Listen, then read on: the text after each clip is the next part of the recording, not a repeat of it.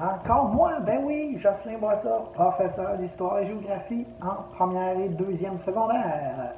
Nous voici dans une capsule vidéo pour les premières secondaires en géographie et on va parler du module 5, le territoire agricole au Québec. Alors, dès la première partie, on va voir où les gens se sont installés à la base lorsqu'ils sont arrivés ici au Québec.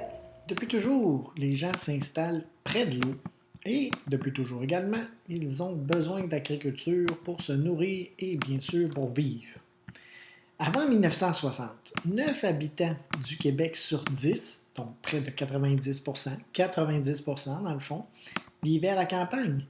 Depuis 1960, on a assisté à un grand changement, de telle sorte que 8 habitants sur 10 vivent maintenant à la ville. La population du Québec s'est installée dans la région qu'on appelle les plaines du Saint-Laurent. Comme on l'a dit tantôt, c'est 80%, donc ici 1960, de la population qui s'est installée dans cette région. C'est où ça, les plaines du Saint-Laurent? Vous voyez, c'est ici tout ce qui est jaune, ici comme ça. Okay. Ici, on a aussi un relief de plaine dans la région de la baie James et la baie d'Hudson. Et ici aussi, on a un relief de plaine dans le nord des États-Unis. Ici, relief de montagne, ce qu'on appelle les Appalaches. Et ici, le bouclier canadien, donc encore une fois, très montagneux. Alors, 80% de la population du Québec vit dans ce qu'on appelle les plaines du Saint-Laurent. Là, ici, là, c'est trop loin. Là. Quand je viens ici, là, le Québec, on voit la frontière est là, comme ça, là, ici. Là. Lorsqu'on est ici, c'est la région aussi des basses-terres du Saint-Laurent, mais on ajoute les grands lacs américains et canadiens. Alors, il faut vraiment dire là, que si on parle juste du Québec, les gens s'installent ici. Donc, 80% de la population du Québec s'installe là.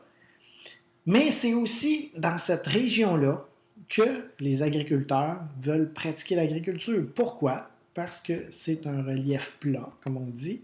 C'est aussi près de l'eau avec l'axe de développement, le fleuve Saint-Laurent. Et c'est aussi le climat qui est plus chaud à cet endroit-là. Ce que ça donne, c'est que c'est seulement 2% du Québec qui est propice à l'agriculture. Et dans ce même 2%-là, on a 80% de la population qui y vit.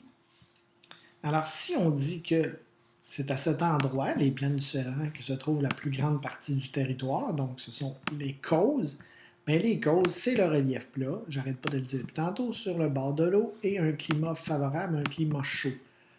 Le truc pour se rappeler de ça, alors c'est comme si on avait un plat avec de l'eau qui est chaude, on enlève le E, ça fait donc terrain plat, près de l'eau, climat chaud.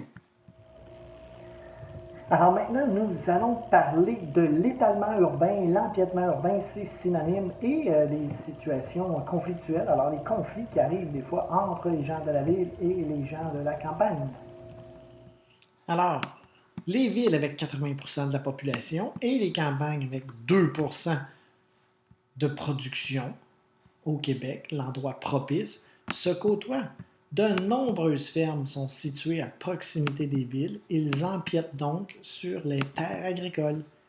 On appelle ça l'empiètement urbain ou l'étalement urbain, c'est synonyme.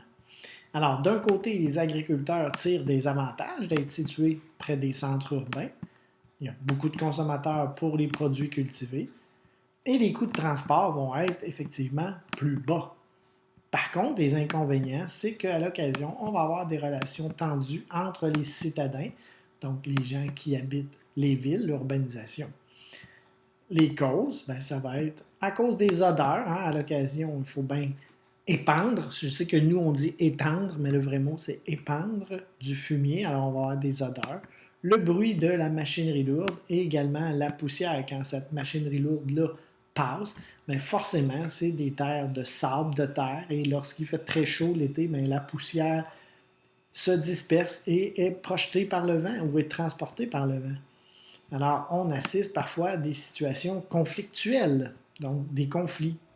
On va voir en agriculture quelles sont les exploitations les plus rentables pour les Québécois. On va voir ça. Si on revient aux terres cultivables du Québec, le climat et la qualité des sols ne sont pas nécessairement propices aux productions. Actuellement, les productions les plus rentables au Québec sont le lait. Et là, avec le lait, on a les dérivés des fromages. Je vais juste mettre F là, parce que c'est vraiment pas évident à écrire avec ça. Donc, le lait, c'est le plus rentable. Le fromage et le porc pourraient arriver en deuxième place. C'est surtout le porc qui va être exporté dans les autres provinces, mais on exporte également beaucoup, beaucoup de fromage. Et le troisième, alors là, vous allez dire, c'est pas un produit que les humains mangent, effectivement, c'est ce qu'on appelle le foin, donc c'est pour le bétail. Mais les produits agroalimentaires, si on veut les appeler comme ça, c'est le lait, dérivé fromage. C'est sûr qu'il y a de la crème glacée, du beurre, mais fromage et porc pourraient arriver en deuxième place. Maintenant, nous allons parler de la division des terres ainsi que les exploitations agricoles. Le territoire du Québec va être découpé en rangs. Il y a aussi les cantons plus dans le sud, mais commençons par les rangs. Donc le rang, c'est un système d'occupation qui a été fortement ou qui a fortement constitué le territoire du Québec où les gens se sont installés depuis l'arrivée des Français. Le rang est situé le long d'un cours d'eau et le cours d'eau le plus important est le fleuve Saint-Laurent. Alors à l'origine, les gens se sont installés le long du Saint-Laurent. Les terres sont découpées en rectangles étroits. De cette façon-là, on a une proximité entre les habitations qui favorisait la communication et l'apport en eau. On va regarder une image, vous allez comprendre. Alors, on a le cours d'eau Saint-Laurent. Alors ici, la route, donc on appelle ça le rang. Vous voyez, les maisons sont installées le long du rang avec des bandes rectangulaires. Donc, à ce moment-là, plus de gens avaient accès à l'eau et de cette façon-là, on était à proximité des voisins. Donc, terre rectangulaire, les habitations le long du rang et le cours d'eau principal étant le Saint-Laurent. Tantôt, on parlait que depuis 1960, de plus en plus de gens vivent à la ville et on a l'étalement urbain, l'empiètement urbain qu'on a vu. Alors, qu'est-ce qui s'est passé? Le nombre de fermes a diminué, mais elles sont devenues plus grosses en superficie et en nombre de bêtes. Alors, on a une image ici avant 1960 et une image d'aujourd'hui. Alors, on dit que l'agriculture a beaucoup changé au cours des dernières décennies, plus particulièrement 1960. Mais la production laitière reste la première industrie agricole en importance au Québec. À un moment donné, il va y avoir la guerre d'indépendance américaine. Donc, c'est de 1775 à 1783. On a une capsule là-dessus en secondaire 2, mais là, c'est juste un petit résumé ici, un petit aperçu. La déclaration d'indépendance a été signée le 4 juillet 1776. C'est pour ça qu'aux États-Unis, la fête nationale est encore le 4 juillet à chaque année. Alors qu'au Québec, c'est le 24 juin et au Canada, le 1er juillet.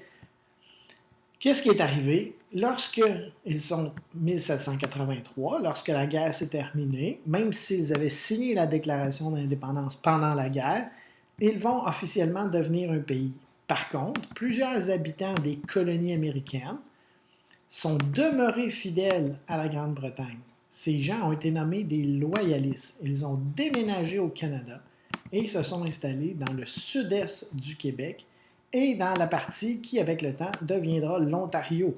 À l'époque, on va appeler ça le Bas et le Haut-Canada. Et après ça, on va revenir avec la province de Québec et il va y avoir la création de la province de l'Ontario.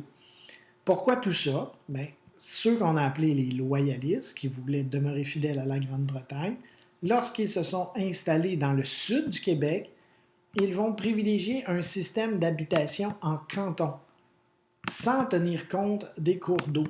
Alors, canton était des carrés. Si on regarde une image, alors vous voyez le système de division des terres en canton. Alors, on a fleuve Saint-Laurent, l'axe de développement au départ. Les gens s'installaient en rang de part et d'autre du fleuve Saint-Laurent. On a les États-Unis et les loyalistes qui sont montés sont venus s'installer ici en carré. On dit qu'ils ne tenaient pas compte des cours d'eau. C'est sûr, quand il y avait un cours d'eau qui passait sur leur terre, les gens étaient bien contents, mais c'était plus sous forme de carrés de cantons.